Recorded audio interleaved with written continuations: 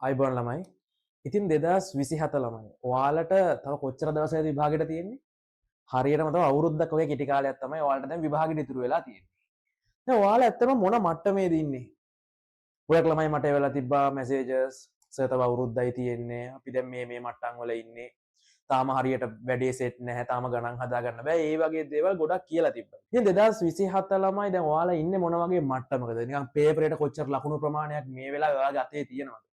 ඒ හැම දෙයක්ම මේ වීඩියෝ එක බලන ඔයාට විතරක් නෙමෙයි හැමෝටම ප්‍රශ්නයක් තියෙනවා. ඉතින් 2027 ළමයින්ගේ රිවිෂන් එක අපි කොහොමත් සැප්තැම්බර් මාසේ මුල වගේ අපි පටන් ගන්නවා. ඊට කලින් මේ අගෝස්තු මාසේ පුරාවටම 2027 ළමයින්ට මම පටන් ගන්නවා පොඩි early revision එකක්. ඒක තමයි මේ 2027 Red Zone series කියලා කියන්නේ.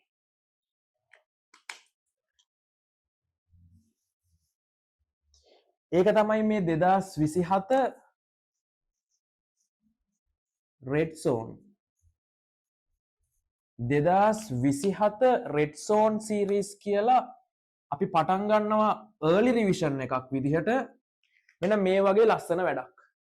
ඔයාලට ළමයි මේ Red Zone series එක යටතේ සම්පූර්ණයෙන්ම ඔයාලා මේ වෙලාවේ මොන මට්ටමක ඉන්නවද? දැනට ඉගෙනගෙන තියෙන දේවල් මතකද? ඒ තමාට කොච්චර ලකුණු ප්‍රමාණයක් මේ වෙලාවේ පේපර් එකේ තියෙනවද කියලා තමාටම පොඩි ඇනලයිස් පාර්ට් එකක් තමාටම කරගන්න පුළුවන් වැඩක් තමයි මේක ඇතුලේ යන්නේ සම්පූර්ණ. 2027 ඔයාලට විශේෂයෙන් මේ අගෝස්තු මාසේ මේ early revision එක හරහා 2027 විභාගයට තව අවුරුද්දයි තියෙන්නේ. හරියටම මේ අවුරුද්ද වැඩ කරන්න ඕනේ කොහොමද කියලා ඔයාලට දල අයිඩියා එකක් ගන්න පුළුවන් මේ සීරීස් එක හරහා. ඉතින් පළවෙනි වීඩියෝ එකේ ඉඳන් අග දක්වාම ඔක්කොම දේවල් ටික බලන්න අපි සැප්තැම්බර් මාසේ මුල රිවිෂන් පන්තිය පටන් ගන්නවා. ඊට කලින් මේ අගෝස්තු මාසේ පුරාවටම එක දිගට ඔයාලා ඉගෙනගෙන තියෙන දේවල් වලින් පොඩි පොඩි කොටස් වලට අදාළ පොඩි ගැටලු සෑදීමේ දේවල් සෙට් එකක් මම මේ Red Zone series එකට සම්පූර්ණ ඉගෙනීම් කටයුතු සිදු කරනවා. ඒ යටතේ ඔයාලට බලා ගන්න පුළුවන් ළමයි කොහොමද මේ වැඩේ කරන්න ඕනේ ඔයාලා 2027 විභාගයට තව අවුරුද්දක් තියාගෙන ඔයාලා කොහොමද හරි තිතටම මේ වැඩේ කරන්න කියලා. ඉතින් අපි අද පටන් ගන්නවා මේ වැඩේ හරියටම අගෝස්තු මාස ඉවර වෙනකම්ම මේ වැඩේ දිගටම අපි කරගෙන යනවා. හරි ළමයි. අපි පළවෙනි දවසේ Red Zone එකට අපි ගමු. ඔන්න පළවෙනි දවසේ ඔයාලගේ රතු කලාපය. මේ මගේ රතු කලාපයක් ගන්න මේකේ නුඹලගේ රතු කලාපයක් ගැන තමයි කියන්නේ. උඹලා මේ වෙලාවේ ඉන්නේ Red Zone එකේද? Red Zone එකකද මේ වෙලාවේ ඔයාලා ඉන්නේ කියන එක දැන් ප්‍රශ්නයක් වෙලා තියෙන්න ඕනේ. ඔයාලට මේ කියලා දෙන දේවල් පුළුවන්ද? ඔයාලට නැත්තම් මේ දේවල් බැරිද? ඒ දේවල් ටික ගැන හොඳින් අවධානය යොමු කරන්න. එක දිගට සම්බන්ධ වෙලා ඉන්න මාත් එක්ක මේක අතාරින්න ලෑස්ති වෙන්න එපා. අපි කොහොමත් සැප්තැම්බර් මුල රිවිෂන් එක පටන් ගන්නවා. මේ early revision එකත් එක්ක හරියටම සම්බන්ධ වෙලා මේ වැඩ ටික තිතටම කරගන්න. අමතක දේවල් මොනවද? ඒ දේවල් කොහොමද මම මතක් කරගන්න ඕනේ කියලා ඔයාලටම තේරෙයි. මේ දේවල් ඔයාලට බෑ නම් හරි. බෑ කියලා දන්නවා. බැරි නම් අනිවාර්යෙන් ඒ දේවල් බලන්න ඕනේ කියලා දැන් ඔයාලට මේක ඇතුළේදී ඔයාලට තේරෙනවා. ඒක හින්දා දිගටම සම්බන්ධ වෙන්න එකක්වත් අතාරින්න එපා. එක දිගට බලාගෙන යන්න මේ දේවල් ටික. හරි? අපි පළවෙනි දවසේ Red Zone එකට ගමු.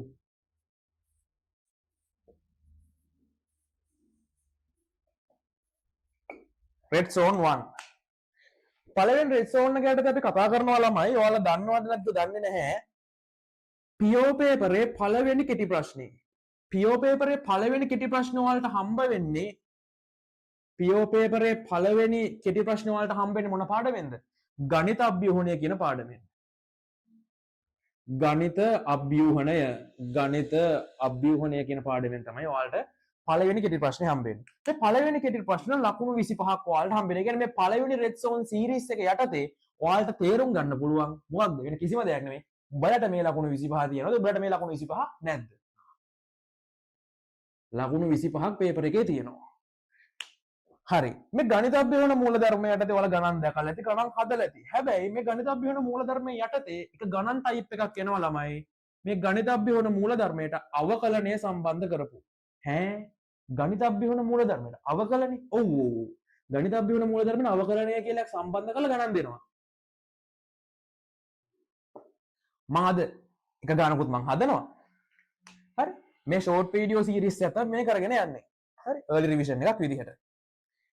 හරි. අපි ගමුකෝ කතාවට. ලියා ගන්නකෝ මාතෘකාවක් ගණිතබ්බ්‍යෝහණය කියලා. ලියා ගන්න මාතෘකාවක් ගණිතබ්බ්‍යෝහණය. හරි. අහගන්නකෝ.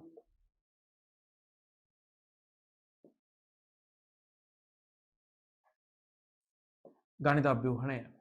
ගණිතබ්බ්‍යෝහණය අපි ගානක් හදද්දී ගණිතබ්බ්‍යෝහණයට අදාළව පියවර කීයක් තියෙනවද? මේ පියවර 3ක් තියෙනවා. මම පියවර සෙට් එක මම චුට්ටක් මතක් කරන්නම්. පළවෙනි පියවර තමයි n සමානයි 1 විට දීලා තියෙන ප්‍රතිඵලය අපි සත්‍යයි කියලා ඔප්පු කරනවා. සත්‍ය බව ඔප්පු කිරීම. දෙවෙනි පියවර තමයි n සමානයි p විට. හොඳට මතක තියාගන්න ළමයි මේ ගණිතබ්බ්‍යෝහණ මූලධර්මය කියන්නේ කිසියම් ගණිතමය ප්‍රකාශනයක් සත්‍යද කියලා අපි හොයනවා. හැබැයි මේ යටතේ අපි ගණන් විසඳද්දී නැත්නම් අපි ගණිතය ප්‍රකාශන ඔප්පු කරද්දී මේ ප්‍රකාශන සත්‍ය වෙන්නේ ධන නිකිල සඳහා පමණයි. මතක තියාගන්න. සියලු ධන නිකිල සඳහා තමයි මේ කතාව අපි ගන්නෙ. කියන්නේ ධන නිකිල කියන්නේ මෙන්න මෙව්වා Z+ සංඛ්‍යා කියන පාඩමේ මම කතා කරලා තියෙනවා. හරි. ධන නිකිල සිංහලෙන් ලියුවොත් ධන නිකිල සඳහා පමණයි මේ ගණිතබ්බ්‍යෝහණ මූලධර්ම අපි සාමාන්‍යයෙන් පාවිච්චි කරන්නේ. n සමානයි p විට, ඒ කියන්නේ n සමානයි p විට මේ p කියන එක්කෙනා ධන නිකිලයක්. සාමාන්‍යයෙන් ධන නිකිල පටන් ගන්නෙ දැන් නිකිලයක් කියලා කියන්නේ මොකක්ද? ඍණ 1 බිංදුව ධන 1 වගේ තියෙන දේවල්. බිංදුව ඍණ 1 ඍණ 2 ඍණ 3 ධන 1 ධන 2 ධන 3 වගේ තියෙන දේවල්. හැබැයි ධන නිකිල කියන බිංදුවත් අයිති නෑනේ. බිංදුව අයිති නෑ ධන කිව්වා. ධන නිකිල එන 1 2 3 4 5. ඒ කියන්නේ මේ p කියන එක න අඩුම එකට වඩා විශාල හෝ සමාන වෙන්න ඕනේ. මෙන්න මේ අවස්ථාවට කියන්නේ n සමානයි p විට ප්‍රතිඵලය සත්‍ය බව අපි උපකල්පනය කරනවා. ප්‍රතිඵලය සත්‍ය බව උපකල්පනය කරමු. තුන්වෙනි පියවර තමයි n සමානයි p ධන 1 විට දීලා තියෙන ප්‍රතිඵලය සත්‍ය බව ඔප්පු කිරීම. ඕක තමයි අපේ සාමාන්‍යයෙන් ගණිතබ්බ්‍යෝහණ මූලධර්මයක් යටතේන සාමාන්‍ය පියවර 3. හැම ගානකම මේ පියවර 3 තමයි අපි සාමාන්‍යයෙන් කරගෙන යන්නේ. හරි. මෙන්න තියෙනවා පියවර 3. හරි. ඊට අමතරව දැන් අපි යමු අවකලනයේ පැත්තට. මට අවකලනයේ පොඩි දෙයක් ඔයාලට මතක් කරන්න තියෙනවා දැන්.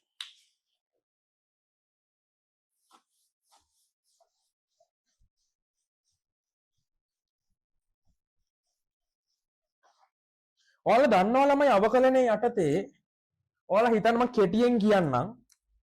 ඔයාලට හිතන්න y සමානයි කියලා එක්කෙනෙක් දුන්නා කියලා. නෝට් කියලා දාගන්නකෝ.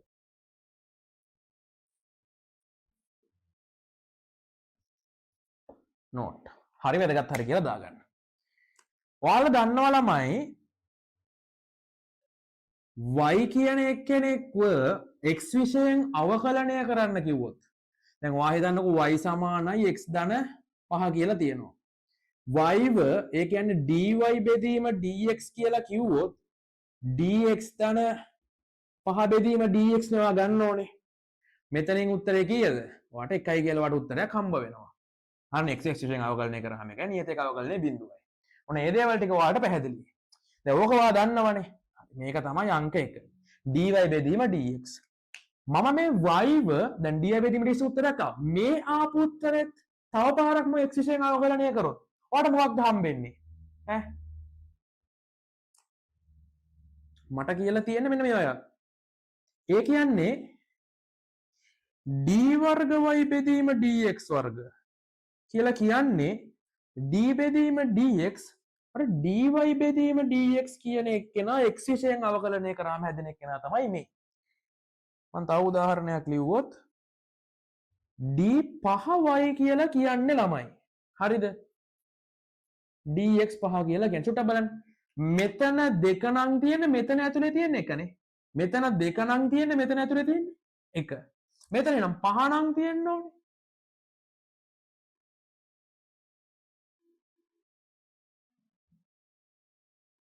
D4y බෙදීම dx4 නේද එහෙනම් මෙතන එන්න ඕනේ. මෙයාව එකපාරට කිසිවෙන් අවකලනය කරාම තමයි මෙයාව මට හම්බෙන්නේ. ඔයාට දුන්නොත් මෙහෙම D12y බෙදීම dx12 කියලා. ඊට එකක් අඩු එක්කෙනා x ෙන් අවකලනය කරාම ලැබෙන උත්තරය තමයි මේ තියෙන්නේ. ඒ කියන්නේ D11y බෙදීම dx11 අවකලනය කරාම ලැබෙන උත්තරය තමයි මේ තියෙන්නේ. මන්නිකවට මෙහෙම කිව්වොත් D p ධන 1y බෙදීම dx p ධන 1 විදිහට තිබ්බොත් මම මොකද කරන්නේ? මෙතනනේ අර බලය වගේ කියන්නේ ඊට එකක් අඩු එක්කෙනා x ෙන් අවකලනය කරනවා. ඊට එකක් අඩු එක්කෙනා කියන p ධන එක එකක් අඩු කරාම p නේ දෙන්නේ මට. D py බෙදීම dx p කියලා මට මෙන්න මෙහෙම උත්තරයක් එනවා. හරි. ඔන්න ඔය දේවල් ටික දාගන්න. වැදගත් යටතේ. එහෙනම් මෙයාව මෙහෙම ලියන්න පුළුවන් කියන එක මාර වැදගත් ඈ. එහෙනම් මෙයාව මෙහෙම ලියන්න පුළුවන් කියන එක මාර වැදගත්.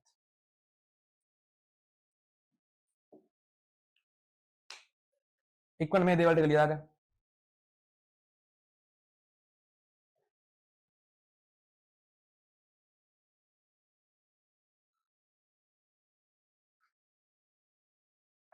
දැන් ළමයි ඔයාලා බලන්න ඔයාලට මේ දේවල් මතකද කියලා. ඔයාලට මේවා දේවල් මතක නැත්තම් හෝ වැඩි සෙට් වෙලා නැත්තම් එහෙනම් ප්‍රධාන වශයෙන් උඹලා වතු කලාපයක තමයි ඉන්නේ. කෙලිම රෙඩ් සෝන් එකේ තමයි ඉන්නේ. හරි. මේ early revision එකෙන් වැඩේ අල්ල ගන්න සම්පූර්ණයෙන්. අතරින් ලෑස්ති වෙන්න එපා. early revision එකෙන් සම්පූර්ණයෙන් වැඩේ අල්ල ගන්න. අඩුපාඩු තියෙන දේවල් ටික දැන් මාස ගාණක් නෑ. තව අවුරුද්දක් තියෙනවා. අවුරුද්දක් විභාගෙට තියෙනවා.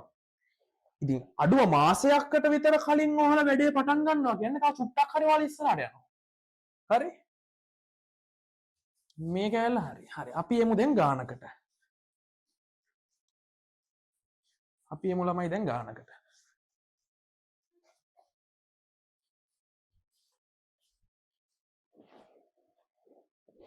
ඔයාලට දෙනවා ගානක් ළමයි මෙන්න මෙහෙම.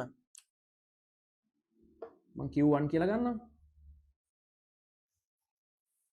ඔයාලට දෙනවා ළමයි ගානක් n කියන එක්කෙනා ධන නිකිලයක් වන විට n කියන එක්කෙනා ධන නිකිලයක් වන විට y සමානයි x වාරයක් e වල x කියලා. e වල x කියලා මට දීලා තියෙනවා. මට කියනවා dny බෙදීම dxn සමානයිලු n වාරයක් e වල x n වාරයක් e වල x ධන x වාරයක් e වල x බව ගණිතබ්බ්‍ය වන මූලධර්මය මගින් මට ඔප්පු කරලා පෙන්වන්නලු. ගණිතබ්බ්‍ය වන මූලධර්මය මගින් මට ඔප්පු කරලා පෙන්වන්නලු. මේක තමයි අපේ ගාන. පුළුවන් කට්ටිය try කරගෙන යන්න. බැරි කට්ටිය මාත් එක්ක වැඩේ යමු. මම නිකමට අහන්නේ dy බෙදීම dx කියලා කියන්නේ d වර්ග y බෙදීම dx වර්ග කියලා කියන්නේ මේ මෙතන දෙකනේ. එහෙනම් මෙතන තියෙන්නේ කවුද ළමයි? එකනේ. d1y බෙදීම dx එක තමයි තියෙන්නේ. ඒ නෝමල්ම කියලා කියන්නේ ඔය තියෙන dy බෙදීම dx ම තමයි කියලා තමයි ඔය කියලා තියෙන්නේ. dy බෙදීම dx කියනවා තමයි දැන් ඔය උතනදී කියලා තියෙන්නේ. මම ඒක චුට්ටක් මම මතක් කරන්න කිව්වේ. හරි. අපි සාමාන්‍යයෙන් පළවෙනි පියවරේම මම ඔයාලා ගාන ලියා ගන්න නැති කියලා හිතනවා. මම ගාන මකනවා. ගාන මකලා මේ අදාළ එක්කෙනා විතරක් මම උඩින් ලියා ගන්නවා.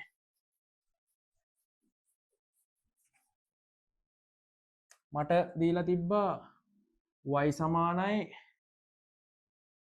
x වාරයක් e වල x කියලා.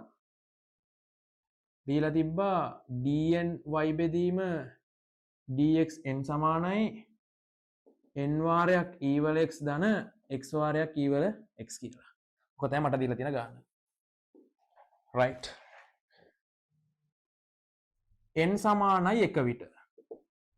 n සමානයි කියලා. ඕක තමයි ගානේ පළවෙනි පියවර. n සමාන 1 විට අපි ප්‍රතිඵලය හරියද කියලා බලමු. මම වම් පැත්තට ගන්නම්. වම් පැත්ත කවුද ඉන්නේ? d1y බෙදීම dx එක නේ මේ n තියෙන තැන තමයි අපි එක දාන්නේ. එතකොට ඔය ඉන්නේ dy බෙදීම dx නේ ළමයි. y ව ගානේ දීලා තිබ්බා. y කියන්නේ x විසින් අවකලනය කරන්නලු. x වාරයක් ex බෙදීම dx. මේ ඉන්නේ ගුණිතයක අවකලනය.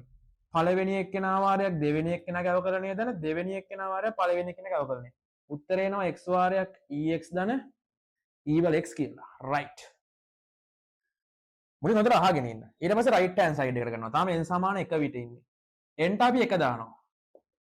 e වල x ධන මෙතන n කෙනෙක් නැහැ නේ e වල x. මේ ඉන්නෙත් e වල x ධන x වාරයක් e වල x. මේ ආපු උත්තර දෙකම සමානයි නේද?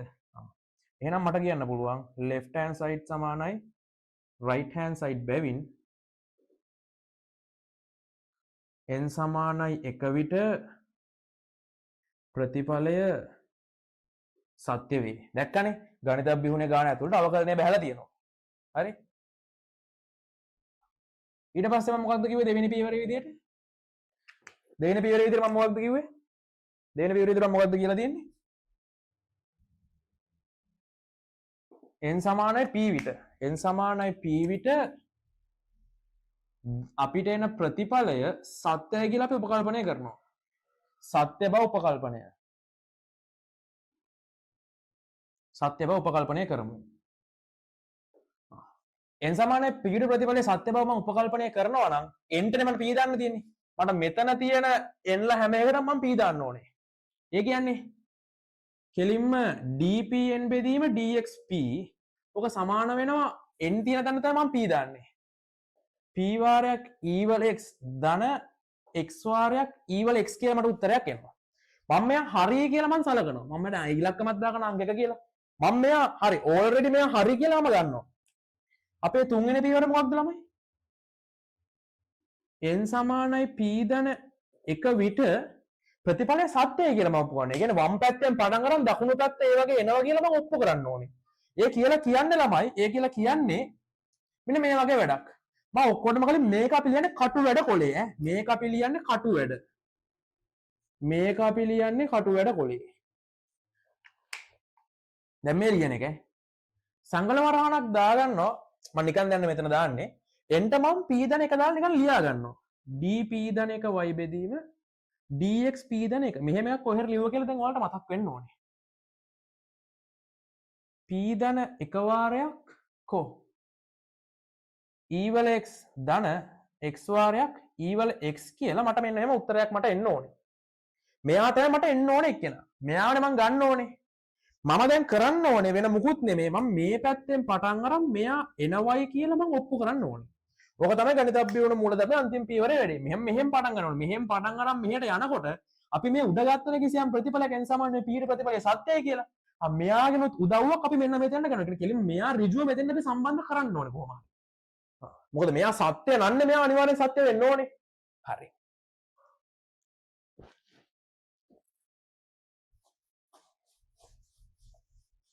මේ දේවල් ටික හරි.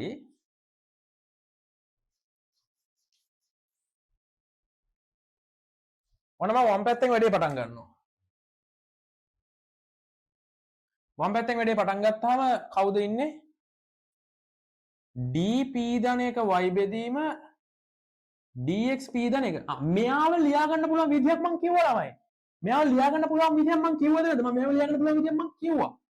කොහමද? මීට එකක් අඩු එක්කෙනෙක් විදිහට ලියා ගන්න පුළුවන් කියලා.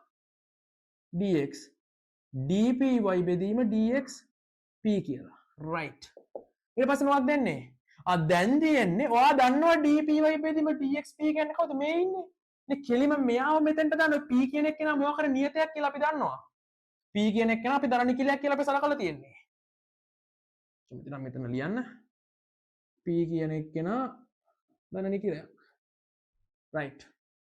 මෙතන p වාරයක් e වල x ධන x වාරයක් e වල x. d බෙදීම dx.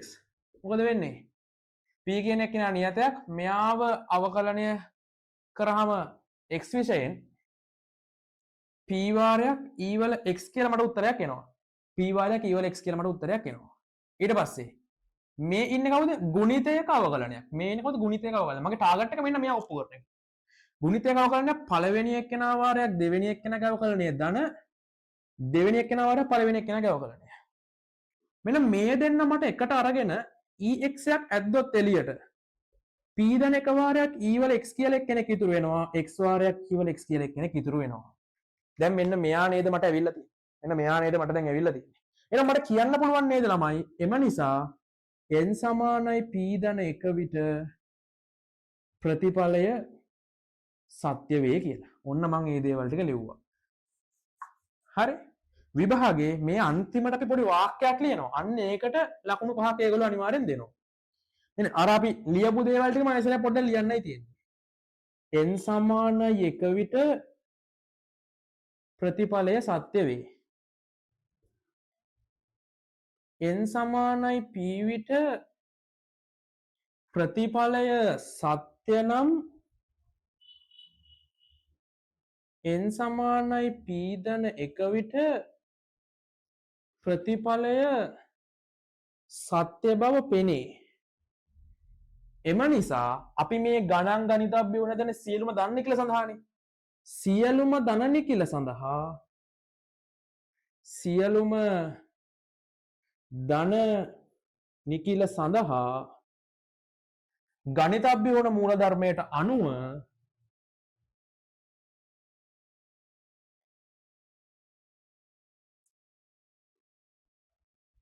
ගණිතබ්බය වුණ මූලධර්මයට අනුව ප්‍රතිඵලය සත්‍ය වේ. ප්‍රතිඵලය සත්‍ය වේ. ඔන්න ළමයි අපේ පළවෙනි රෙඩ්සෝන් සීරීස් එක මෙතනින් අපි අවසන් කරනවා. ඔන්න හොඳ ගානක් ගණිතබ්බය වුණ මූලධර්මයට අවකලනය සම්බන්ධ කරලා තියෙන ගානක්. ඔයාලා රෙඩ්සෝන් එකේ දින්නේ මේක සම්බන්ධව නැද්ද කියලා ඔයාලා තීරණය කරන්න. මාත් එක්ක එකතු වෙලා අගෝස්තු මාසෙට හරියට වැඩ කරමු. සැප්තැම්බර් මාසයේ මුල දක්වා අපි මේ විදිහට ගානට රිවිෂන් එක අපි අරගෙන යනවා. එහෙනම් ළමයි අපි ඊළඟ රෙඩ්සෝන් එකෙන් අපි හමු වෙමු. එහෙනම් අදට සමුගෙන යනවා. අපි ඊළඟ දවසෙන් අපි හමු වෙමු. ආයුබෝවන්.